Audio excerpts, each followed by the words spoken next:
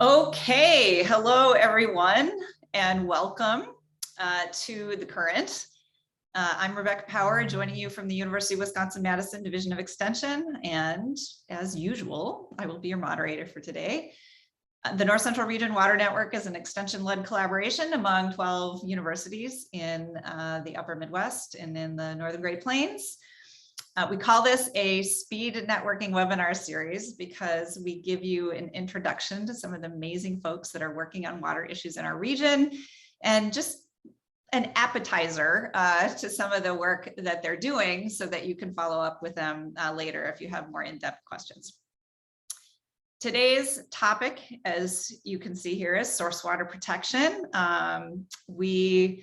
As I think most of you know, we can live without food for weeks, and we can only live without water for a few days. And ensuring safe drinking water for all in the short term and over the long term is a responsibility that we have to one another, and we can all do our part. And hopefully today you will learn a little bit more or just add some insights into the role that you're playing, and to the folks that you work with, the role that they can play in protecting our source water. So we're gonna first hear a little bit about the Source Water Collaborative, a national group that combines the strengths and tools of a diverse set of organizations to protect drinking water sources. We're gonna learn about how Kansas is working to protect drinking water through improved soil health and other mechanisms, and also hear how some of our colleagues at Extension are working with communities in Michigan on source water protection planning. A few notes, I know some of you have heard this a lot, but for those of you that are new, the way we work this session is that you can submit your questions for our presenters in the Q&A panel. There's a Q&A icon that you should be able to find at the bottom of your screen. There will be a dedicated Q&A session after all three of our presenters are done. We ask you to upvote the questions that you are most interested in to help me make sure that we get the most popular questions of greatest interest answered. If you are experiencing technical issues or have any questions, just about the network or the series as a whole, please use the chat feature. So Q&A for questions for our presenters, chat for anything else. And that chat icon is also should be accessible at the bottom of your webinar screen. If you're having audio issues, there is an option, a phone-in option that can be accessed through the up arrow on the microphone icon and clicking switch to phone.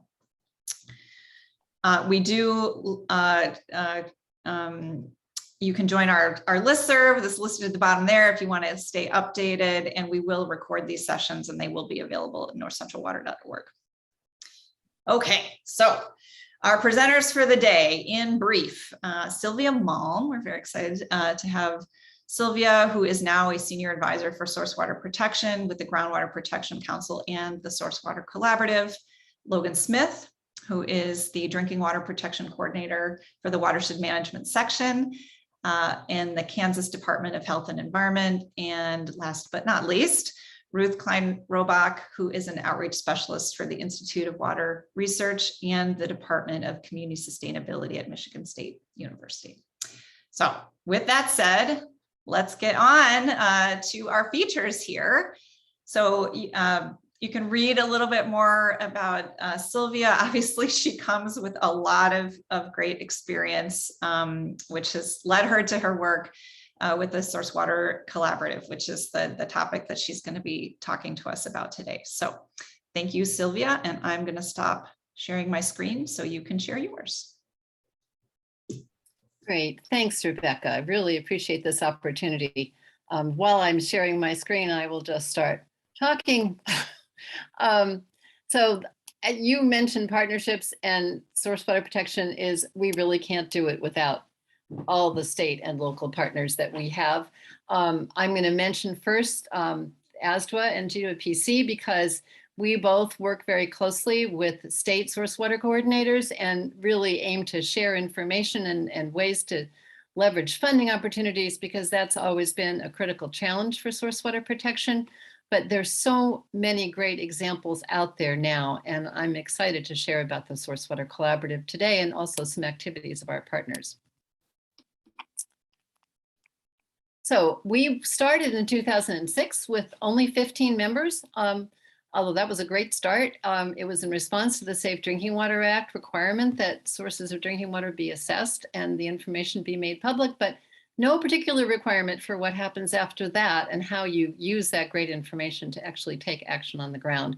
So as with DWPP, EPA, American Water Works Association were among the founding members, and now we have 30.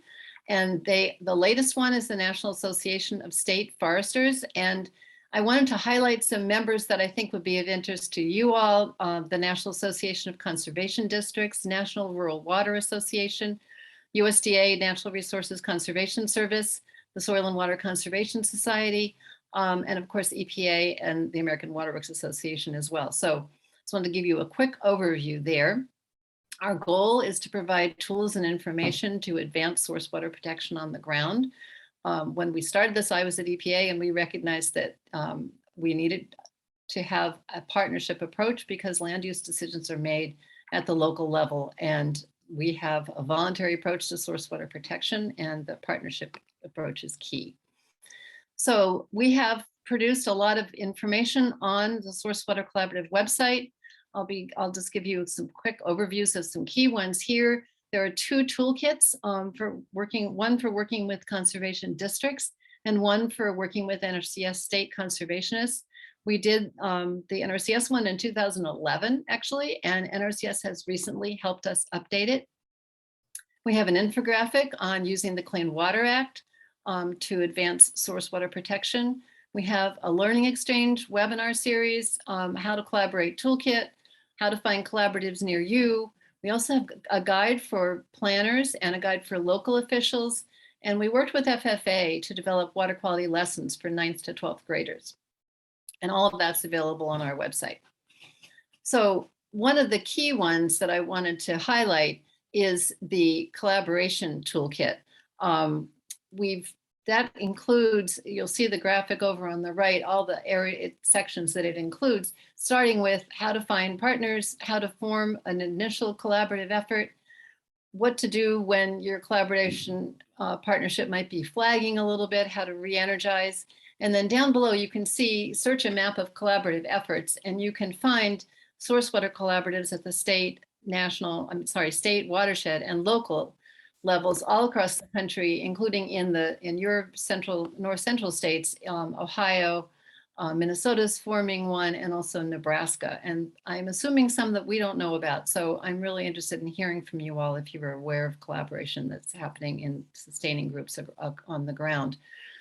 We also have the webinar series that I mentioned, the Learning Exchange. Those are recorded. They're on our website. They've covered forestry practices and source water protection. They've covered NRCS funding opportunities for conservation, emergency response, and a wide range of other topics. So I wanted to mention that. The collaboration toolkit, I'm sorry, I'm on the wrong slide here. Oh, sorry, this has more sophistication than I was. Doesn't do this on my laptop normally. I beg your pardon. This is showing you how to get through to find the toolkit because it's hard to find, but we're updating our website. So very soon, like next week, it'll be much easier. So I apologize. Here's the one about the conservation toolkit and how to find that. These toolkits for working with conservation districts and NRCS are really great because they not only include sample materials to take with you should you have a meeting in person one day, and also how to find the contact information, how NRCS and state conservation districts at the state level are organized. I'm sure a lot of you know this already, but a lot of our source water partners didn't. So this has been a really well-used resource, and on the new website will also be downloadable and printable. We also have an infographic on how to use the Clean Water Act to protect drinking water sources. So for example, you might click on the barn, as I did, and then on the right, you will see it'll pull up a box that gives you information about which Clean Water Act provision applies to usually nutrient issues you may have from that source. And the 319 section of the Clean Water Act is described there, and it gives people a quick access to what you might look for from 319 or NPDES permits and that sort of thing. In Nebraska, I thought this was a really useful example, and I wanted to share it with you. They couldn't be on today. They have used their Safe Drinking Water Act State Revolving Fund 15% set aside to provide grants to communities so they can develop their source water protection plan. And those plans are developed to be consistent with the 9 points required in the 319 plans. And once those plans are developed and approved by EPA's 319 program, then they're eligible for 319 funding. They also include NRCS conservation practices in those plans so that NRCS funds will be available as well. And they've done all that within the context of the priority areas identified for source water in each state by NRCS. So I thought this is a good model. I just wanted to share this with you. One of our members, EPA, has recently produced a funding integration tool for source water. You can look up those SRFs, Clean Water and Safe Drinking Water Act SRFs in here. You can also get advice about how to combine funding sources, and there's several great examples. The 2018 Farm Bill is something I'm sure you all know about. We are just continue to be so excited about it because it made source water protection a priority for NRCS conservation programs, and it established a process for identifying priority areas in each state.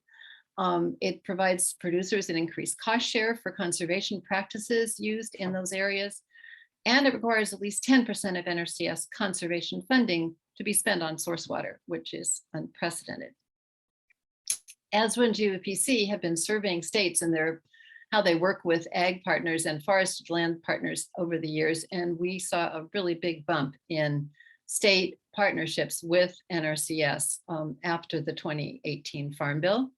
And one of the best examples is in your region, I think, or this is not a scientific survey where we got everything from everybody, but in Minnesota, for example, they are taking those priority areas, working with NRCS and conservation districts at the local level to get practices implemented on the ground. So there's some great examples of follow through like that. These are the FY 2022 NRCS source water priority areas. These are now available. NRCS has a new source water protection website. So this has been a really great development. This just came out a couple of months ago. On the left, it shows the priority areas identified that are groundwater, surface water, and combined. And each of your states has their own individual map. These are at the HUC 12 level, so they get around the concern about sharing source water protection areas, concerns about security around the intake and wellheads. And so they're publicly available maps. And if you don't have them, I encourage you to contact your state conservationist and request yours and have a conversation about the work you're doing and possible funding opportunities. So for 2022, the Source Water Collaborative is going to be focusing on a number of key actions. We'll be working on promoting the anniversary of the 50th anniversary of the Clean Water Act and updating the infographic that I shared with you to continue to promote how watershed protection is source water protection. We have some learning exchange webinars planned. We'll be launching that new website. The collaboratives network of those 30 plus collaboratives across the country meets every other month. And we'll be identifying new collaboratives. So like I said, please let us know if you're aware of some that we don't know of, or if you have a success story in protecting drinking water sources that you might want to share with us.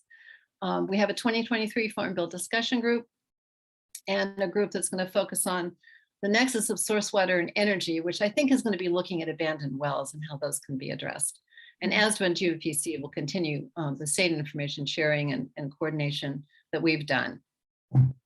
Here are our state and regional contacts that I thought you would find useful. The state source water coordinators, regional EPA coordinators, USDA state leadership, which means that you can use this link, which is in the toolkit, to find contact information for your state conservationists.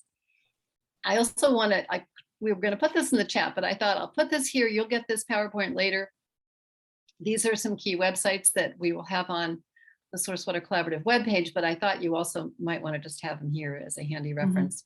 And then to keep up with us, you can go to the website and sign up, and you will receive not a lot of email, but important updates about when we have webinars scheduled and things like that. And you can also follow us on Twitter. So, and there's my contact information. If you have questions, I look forward to hearing the other presenters and to participating in the discussion. Thanks. Great, thank you, Sylvia. Yeah, and you can stop sharing your screen. And I'm wondering even if just posting those links to the coordinators in the chat, maybe just those three, on the previous slide, maybe would be something doable for now, because I know people really do like to have access to those links. Great presentation. Thank you so much. Okay, now, well, so Logan is starting to share his screen. So I'll just, you don't need to hear from me. What you need to hear from is Logan. So I'll skip my intro slide and just have Logan introduce himself to you. Welcome, Logan, and take it away.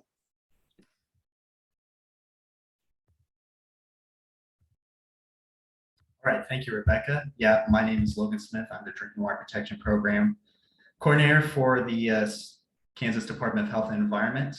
And thank you everyone for joining. I'm going to give a quick presentation over the DWP, our background, the process, and where we currently are at. So Drinking Water Protection Program, or DWP, is a relatively new program at the Kansas Department of Health and Environment, or KDHE. I'd say we've been going on for close to 3 years now. We are a voluntary, non-regulatory program, and our goal is to help small communities throughout the state in preventing nitrate contamination in their respective public water supplies. The reason why we do this, of course, is for one, health. And the other reason, as I'm sure most of you know, is that treatment for nitrate is very expensive.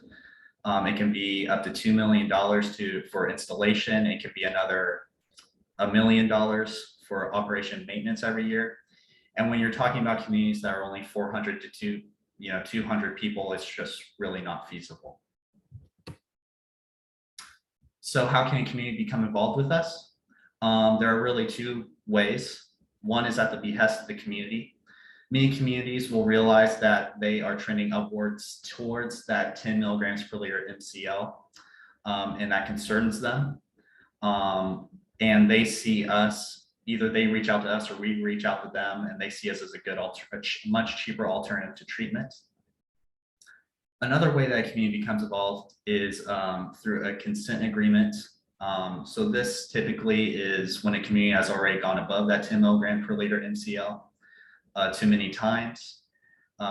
They have to sign a consent agreement with our public water supply section at KDHE, which basically just indicates or dictates that they will have to do something to fix that.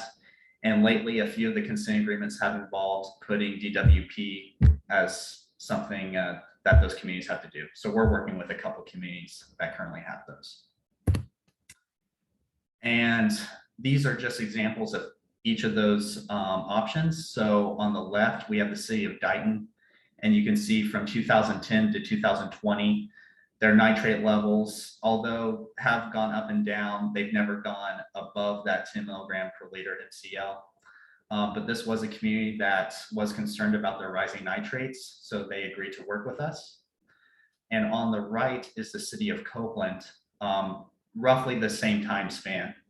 And you can see that from about 2018 to 2019, they went above that 10 milligram per liter MCL. And for the most part, they've had trouble. They've stayed above it enough times to where they had to sign a consent agreement with public water supply, and they're currently working with us as part of that consent agreement. Now getting into the process, we divide this up into two phases. Phase one, or our assessment phase, and phase two, our post-assessment phase. And I'm going to talk about each of those really shortly. So when the community indicates that they want to work with us, we actually first offer an assessment to them before we even ask them to be part of the drinking water protection program.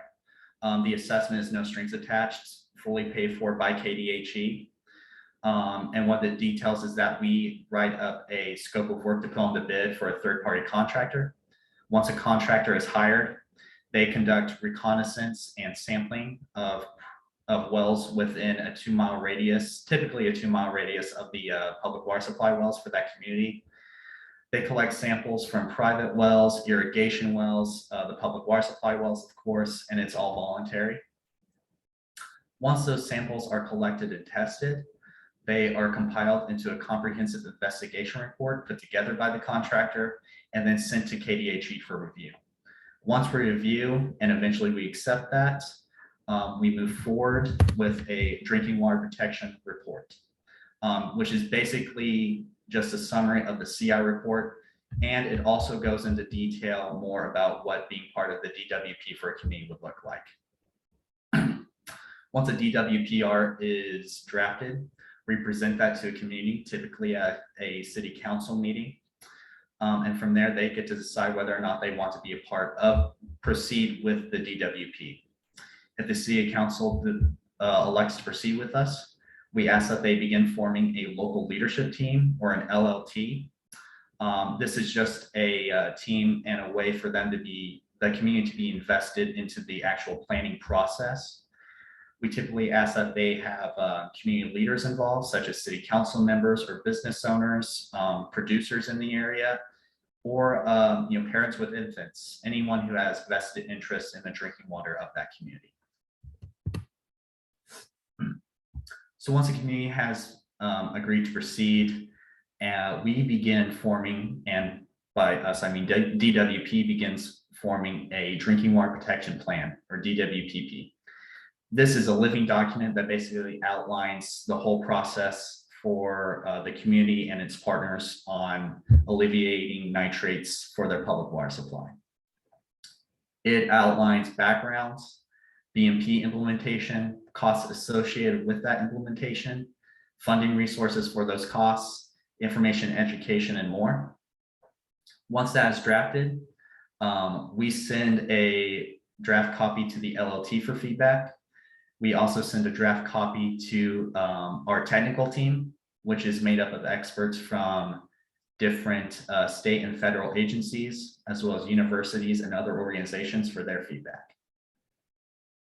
Once we receive all the feedback, we make edits where need be, and we send that copy to the LLT, and eventually it will get signed off. And from there, we can begin implementation. I'm sure no one is surprised to hear that Kansas is a highly agricultural state. And in being so, much of our nitrate in our public water supply comes from non-point source fertilizer runoff, mostly for farms and cropland. To help alleviate that, we mostly look at best management practices or BMPs associated with cropland, trying to get organic matter and carbon built up into the soil. That typically looks like utilizing cover crops, no-till, and nutrient management. Where we're also working with communities and the surrounding areas on rangeland and grazing, whether that be rotational grazing or keeping cattle or whatever away from water sources that may be used by the community. We also look at infrastructure. Are there hand dug wells in the area, unplugged wells in the area that could be plugged? Is your public water supply well improperly grouted to where it's actually infiltrating contaminants into your water supply? We also look at, where applicable, wetland and playa restoration to try and get cleaner water into the water supply via wetlands or playas, and to keep contaminants by filtering out of the water. DWP does help provide resources and funding for these projects and communities. We are funded through the state's water budget every year. And we also work with other agencies and organizations on funding with the communities who also have interest in conducting this work. And we're also working with the LLT that was formed on gathering information, education, and working with the LLT on gathering community support for the program and the projects. Of course, with implementation, we will need to monitor to make sure that they are working. Obviously, if public water supply data shows that nitrate levels are leveling off or decreasing, we know that we're implementing the right BMPs in the right target areas. If we don't see that, we actually see nitrates rising, we know that maybe we need to go back and see, do we need to look at different target areas, and do we need to implement different BMPs or whatever. Currently, we are working with 6 communities throughout the state. The communities of Palmer, Canopolis, Andale, and Dighton are all communities that had rising nitrate levels and had concerns about them, and they agreed to work with us. And we're hoping to actually begin our implementation in the fall for each of these communities.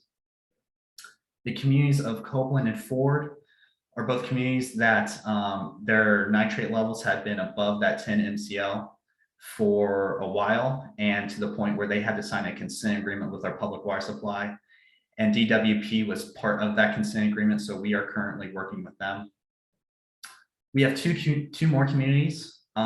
Isabel, we actually just finished an assessment for, and the contractor is currently putting together a report that will be sent to KDHE for review. And Sylvia, we actually just, it will be another consent agreement community.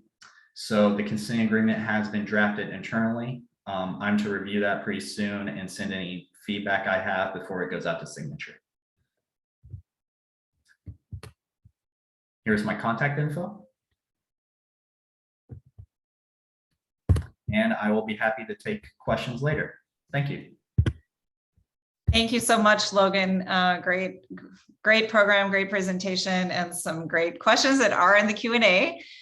So we will get to those in shortly. But bringing up our next presenter, Ruth Klein. Ruth is an outreach specialist, as I said earlier, with Michigan State and the Department of Community Sustainability and the Institute of Water Research. So she's going to tell us about some source water protection work that she's doing with communities in Michigan. With that, Ruth, take it away. Okay, good afternoon, everyone. I would like to just share with you a little bit about how we approach source water protection planning in Michigan, and probably talk a little bit about some of the challenges that we're facing and how we're addressing those challenges. So to characterize Michigan's public water supplies, we have about 1,100 type 1 public water systems, so larger public water systems. Of those, 70 public water supplies are using surface water, primarily Great Lakes and Great Lakes connecting channels. Interestingly, we only have a handful of inland surface water supplies, and that's because we have such prolific groundwater throughout the state. So we have more than 1,000 public water supplies that are using groundwater, and of those, 400 of them are municipal systems that we would hope would develop source water protection programs. The others would be private supplies such as condominiums and apartment complexes, et cetera. So when we talk about source water protection, we're talking about a program to protect public water supplies from potential sources of contamination. So for our groundwater supplies, that would be the development of wellhead protection programs. For our surface water systems, it would be surface water intake protection plans. Michigan's wellhead protection program was approved by EPA in 1994. And at that time, the state of Michigan decided that our local programs would be voluntary. So although EPA required states to develop a wellhead protection program, the state felt strongly that we needed to keep it voluntary at the local level for land use controls and best management practices. And I'll get back to one of the challenges with that in just a moment. So although the source water protection program is voluntary at the local level, if a community submits a program to our state primacy agency, which is our Department of Environment, Great Lakes and Energy, or EGLE, it has to meet these 7 elements that are shown on the screen. We won't have time to talk about each of these elements, but I want to highlight 2 of them that have been particularly difficult for our local communities, and that is the delineation of the wellhead protection area and the implementation of management strategies. So when Michigan started its wellhead program back in the early 90s, the state decided that we would require full-blown hydrogeo wellhead protection area delineation. So essentially, what we're doing is hydrogeo modeling to show the area of land that is providing water to the public supply wells over a 10-year time period. We rejected the radial circle approach to wellhead protection. And although that is great for land management, because we really want to put our resources into managing the land that is providing water to the well, that comes with a pretty steep price tag. So it was very much difficult for many of our local water supplies to afford the tens of thousands of dollars required for wellhead delineation. So that's one sticking point there for our implementation at the local level. And the other is the development of management strategies that truly protect the water supply from contamination. And so I have examples listed here of the types of management strategies that we're looking for in local source water protection plans. So working with zoning staff, putting wellhead protection or source water protection language into the master plan, and so on. So over 30 years of working with source water communities, we often ask why, what is the challenge? Why are you not doing source water protection planning? And always we hear, we don't have the time, we don't have the money. So that has been an ongoing issue. I don't know that that will ever change. The other thing is some of our public water supplies feel that they don't have the necessary expertise or they don't have the local connections. Now, and I'm generalizing here because we have some very good source water protection plans across the state of Michigan. But particularly for some of our smaller water supplies, it's difficult to work with them to start their programs. So what do we do to address those constraints for source water planning? So the first thing is the state of Michigan has a matching grant program. In 2022, they provided $368,000, so not a ton of money, but enough to offset some of the difficulties with budgets at the local level. Probably one of the biggest ones, though, is our ability now to provide communities with what we call provisional wellhead delineations. So the state entered into a contractual agreement with Michigan State for a number of years with our faculty members, and they took our statewide groundwater database, all of our rich hydrogeo information from our water well and pump records, they put it into a groundwater modeling software, and they are now able to provide communities with these delineations without having to pay for them. Now, we're not saying that these replace the full-blown delineations, but they're a pretty good substitute for communities that can't afford to hire a consultant to do those delineations on their own. So those are available now for our public water supply systems. The other thing that we're trying to do is maintain ongoing educational programs. And when I say we, I mean Eagle and Michigan Rural Water Association, Michigan State University, and others. So we worked with American Water Works Association. We hosted a source water conference just a month ago. We have another source water conference coming up in October, this coming fall.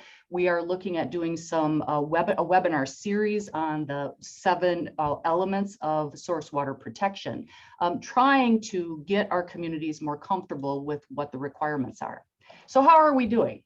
All of that, what do we have to show for it? Well, right now we have 129 approved wellhead protection plans. Doesn't sound super great because we have, remember, 400 municipalities that we would hope to have on board. However, that is a number of our larger systems that have approved plans in place. Our SWIP program has not been in place for very long. So we have 14 approved surface water intake protection programs. One of the things that is maybe another sticking point is that our source water programs must be renewed every 6 years. So you have to revisit the plans, update the plans. And we have had some fall off there where, we have staff changes at the local level and the community doesn't understand or really know what the expectations are for updating those programs. So how can we encourage source water protection planning moving forward? And I think a big piece of it is what we're all talking about today, is helping the communities understand the need for partnerships and how they can work with partners throughout the community. So not only in their own local government, what's your county health department doing? What are your planning and zoning staff doing? But how can you work with your adjacent communities, with business and industry and agriculture and all of these other 319 programs and MS4 stormwater permits? Because as we know, those source water protection areas often extend beyond jurisdictional boundaries. So the need for partnerships. And the other thing is we're trying to provide, help communities understand what are the incentives, like why should they do this? And it's things like you can market your product, market your drinking water. You have an approved source water protection program. You are poised to address emerging contaminants like PFAS or emergency response. You get some extra points if you have an approved source water plan for the Drinking Water State Revolving Fund prioritization process. And then Sylvia mentioned additional funding for farms that are located in those priority areas under the Farm Bill. So ultimately, we want communities to understand that source water protection helps them to protect their drinking water supply, can serve as a roadmap for community growth looking into the future, and acknowledges that the community understands that clean water is vital for community sustainability. So with that, I'll stop and we can move to our panel discussion. Great. All right. Thank you, Ruth. And you can stop sharing your screen. I think I'll hold off on sharing my screen again, just so we can, everybody can see our panel here, and we'll get into some of the questions. So, and some of our panelists were answering questions in writing. So I just encourage you to take a look at some of those questions that have been answered in writing, so you can see those. And I'll just give you a link, or an example.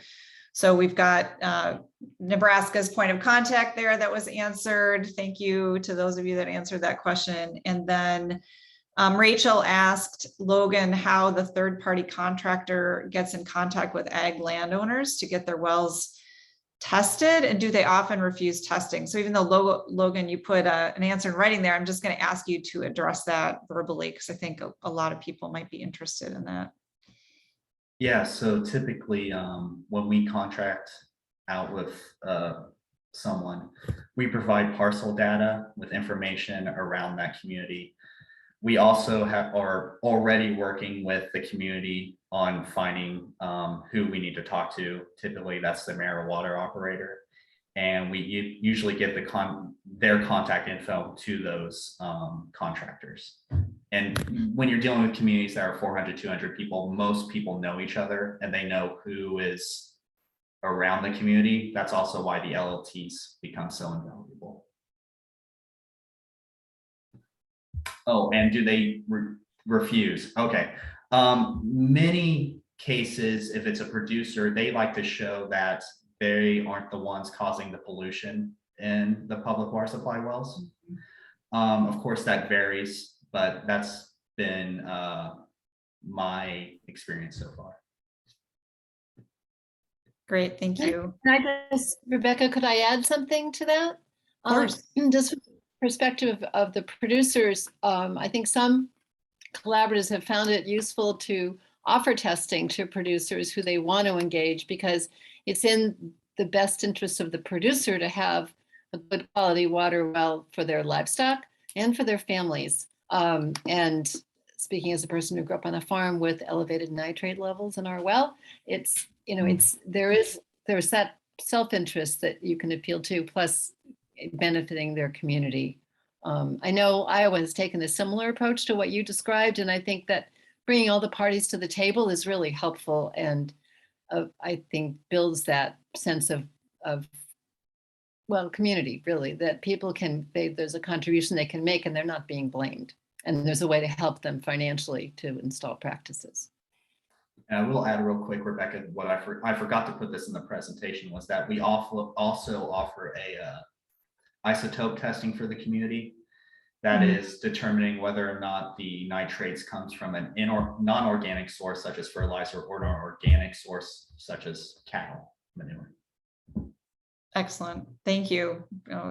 All those helpful answers. Logan, I'm going to get to a question that Michelle asked, and you again typed a little answer there. So the funding source that you use to test private and irrigation wells, and you said through the state annual water plan, is that just state general purpose revenue? Is that where that comes from, or is it? Yeah, the vast majority of DWP's funding comes from that.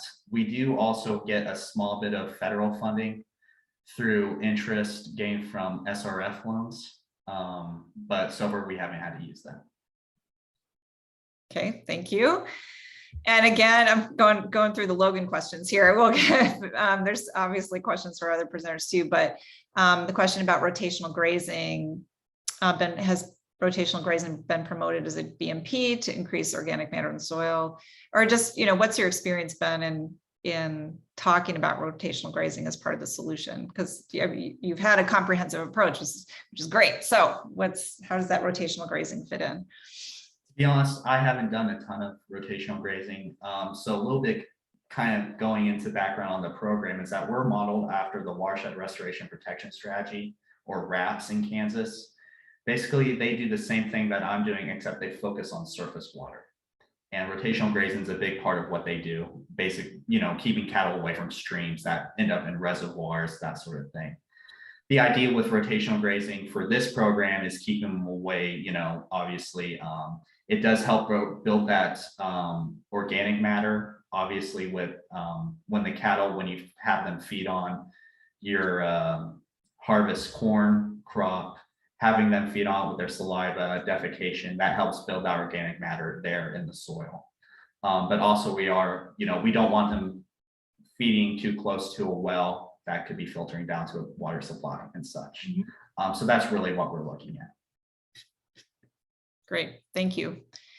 Next, I'm going to switch to a question from Jay. And Jay is asking, he says, in South Dakota, a number of counties have added aquifer protection to their zoning ordinances. These ordinances have been in place for more than 30 years, and they do prohibit or limit certain land use activities over vulnerable aquifers. The ordinances are not voluntary. So he's asking, are the presenters aware of any other examples of this type of approach? I can jump in here. So we do have a number of communities that are doing zoning for source water protection.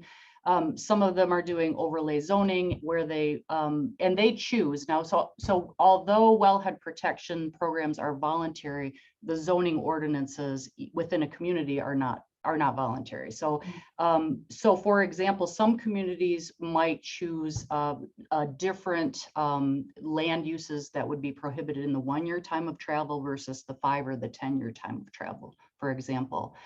So that is the struggle that we have there is doing ongoing training to our local officials for our planning and zoning administrators, so that they understand the ins and outs of that type of zoning. And that's something that we try to do on a regular basis.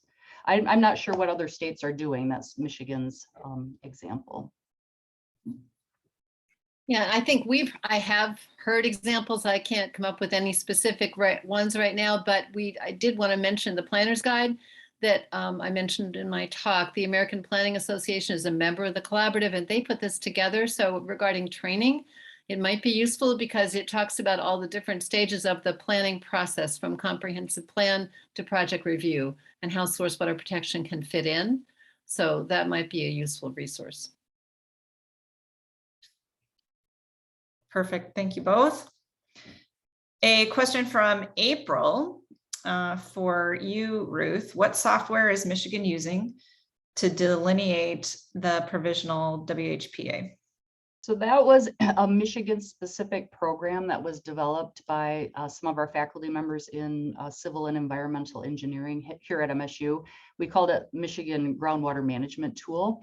And full transparency, we are no longer running that tool. So after we ran the provisional delineations, I think we have 2,000 some delineations. So not only for the type 1 supplies, but we ran a number of the type 2 supplies, the smaller systems. The tool is no longer being supported. So that's one of the things that we're discussing at the state level. How do we move forward from here for new wells or new wells that are put in place? We don't have a plan for that right now. And was there, Ruth, I'll just follow up, was there an advantage to the, ability of that tool to work quickly, across the state? Or, I'm just wondering, including from our other presenters, any thoughts about how to do that delineation work in a cost-effective way? So Ruth, if you could follow up with what's happening next in Michigan, but also wondering, what other tools people might be aware of. Yeah, I would be interested in hearing what other states are doing for that, because we're okay for right now because we have the bulk of our existing systems delineated, but we really do not have a plan in place right now moving forward. There are a lot of reasons for that I won't get into, but it is a troublesome situation that we find ourselves in.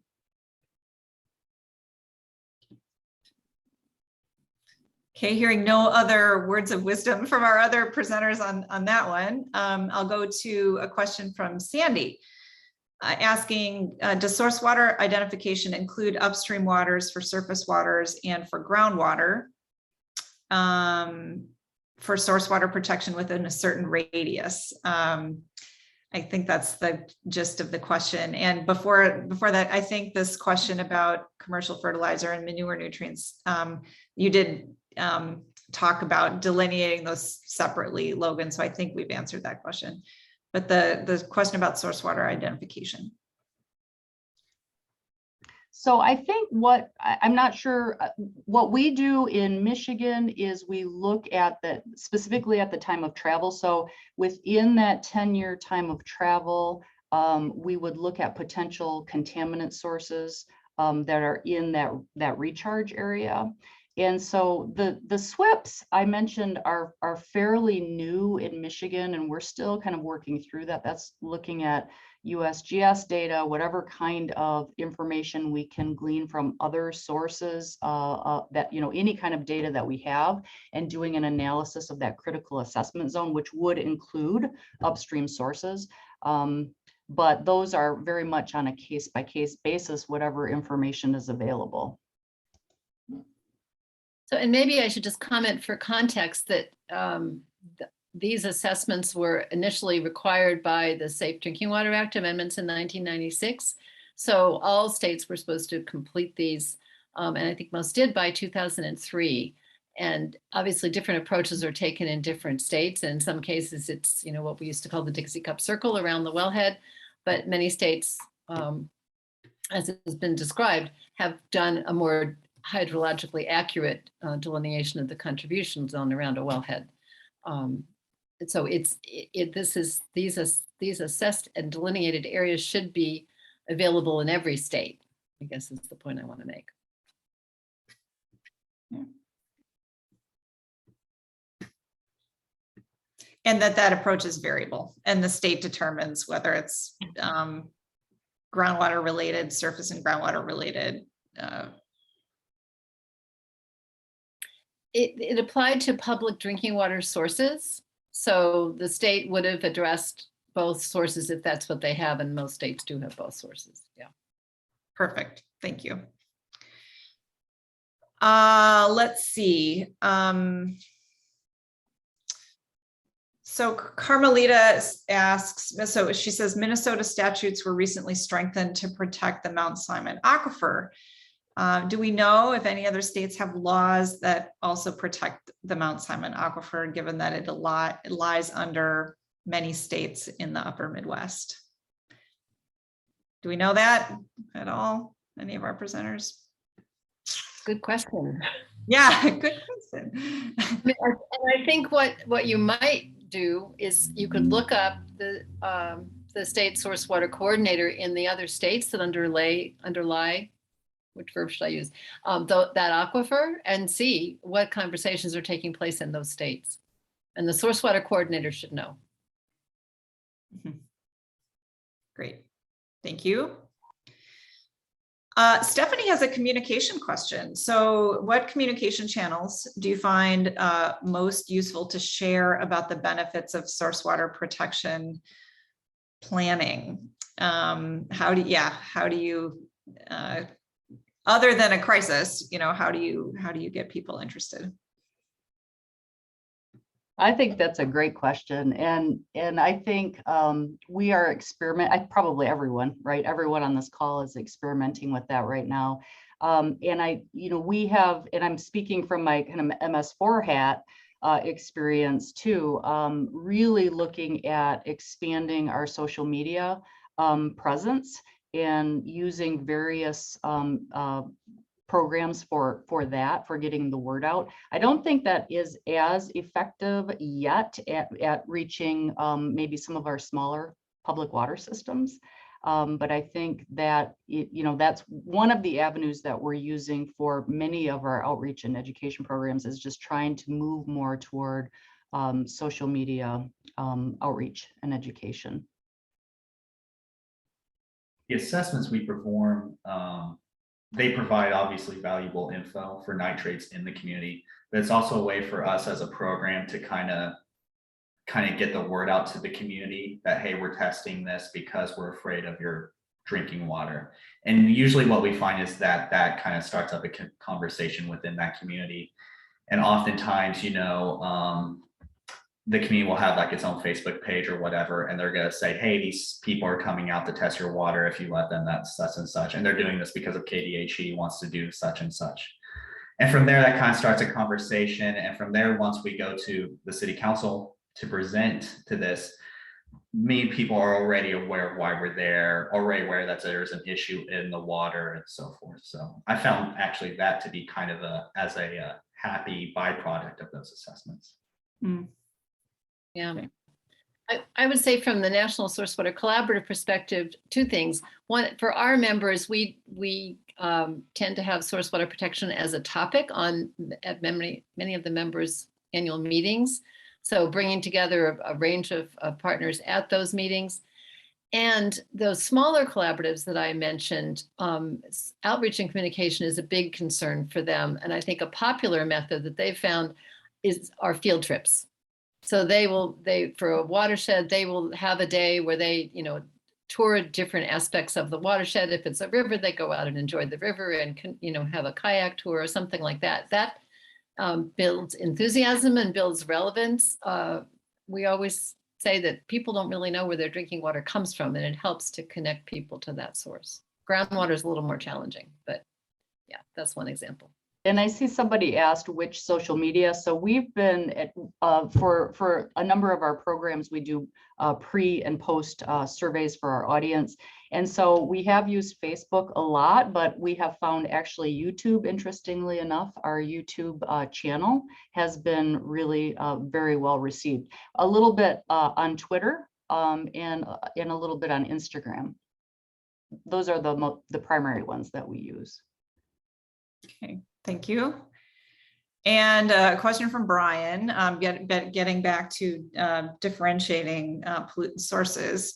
Regarding your comment on stable isotope testing to distinguish between organic and inorganic sources, does your process allow or also help distinguish between septic versus animal manures? And does that require any additional indicators? So the isotope testing itself only will do fertilizer versus organic. There are more in-depth tests you can do that we have not done so far that they can go so far as to differentiate what type of cattle it came from. But we haven't gone so far as that yet, no. Okay, thank you. And Rashmina's asking about how some of the practices that we're talking about, or the processes maybe, might apply to watersheds where the primary land use is urban, not rural. So anything more you all want to say about source water protection for urban areas? I think from my perspective, that's where we tie in with our MS4 stormwater permittees. And so primarily green stormwater infrastructure, bioretention areas and rain gardens and green roofs and whatnot. So that, I think that raises an interesting point though. One of the things that I've said for so long is the need for better communication channels. And maybe you all have experiences with this between the stormwater people and the drinking water folks, because there's not always a connection between those. So when we plan our green stormwater infrastructure, making sure we're having a discussion about our source water protection areas so that those two databases come together. And so we're not infiltrating in an area with known susceptibility, for example. Excellent point. I think Philadelphia Water Department is a good example of what their watershed, they've addressed source water protection right near the plant, but also way upstream. But for near the plant, they manage their goose population, and they also installed, permeable pavement in basketball courts and things like that. So they sort of looked at the whole range of things that they could address. Okay. Going through, looking at the numbers here. All right, we did that one. Let's talk about Great Lakes Compact. So let's see, where is it? We had a question about, does Michigan have any extra source water protection measures related to the Great Lakes Compact? So that's a good question. And I'm not sure, as far as I know, that is primarily water use related. And I don't think that we have source water protection measures for quality in our enabling language in Michigan's piece of the Great Lakes Compact. I'm probably not the best person to answer that, but I think it's primarily looking at volume rather than quality. Okay, thank you. I think this is probably our final question from Rita. She believes one of our greatest vulnerabilities in our shallow drinking water aquifers is gravel mining. In some areas, have any states developed guidance for gravel miners or gravel pit owners that you all might be aware of? Boy, I'm not sure in terms of Michigan if we have or not. Good question. I'm not sure either in Kansas. Yeah, the most related one I can think of may not be gravel mining. It's the Schuylkill Action Network, which is on the Source Water Collaborative page on the map. And they're part of Philly Water's watershed, and they deal with abandoned mine drainage upstream, but I don't know if they have any gravel mines. Okay, all right. I'm going to do a sneak final one in here. Felix asks about unplugged wells. And I think this is for Logan. Are you referring to water, oil, or gas, or both? Both. Sweet, short and sweet. I will just quickly add on that we found in talking with NRCS that's a priority for some NRCS programs as well. And that's worth investigating as a funding source. Thank you, Sylvia. Yes, excellent to figure out how all these funding sources and support fit together. All right. So great questions, everyone. And also, of course, excellent answers. Let's see. There's too many things going on here. All right. So that's our Q&A slide, giving you the email addresses for our presenters again, just so you can see those. And as we're closing out here, just thank you so much to our presenters and to all of our participants. Are you guys seeing some of the Zoom stuff that's in the way? Or are you just seeing my slide quickly? Just seeing your slides. Sweet. All right. So to access this recording, you can go to northcentralwater.org.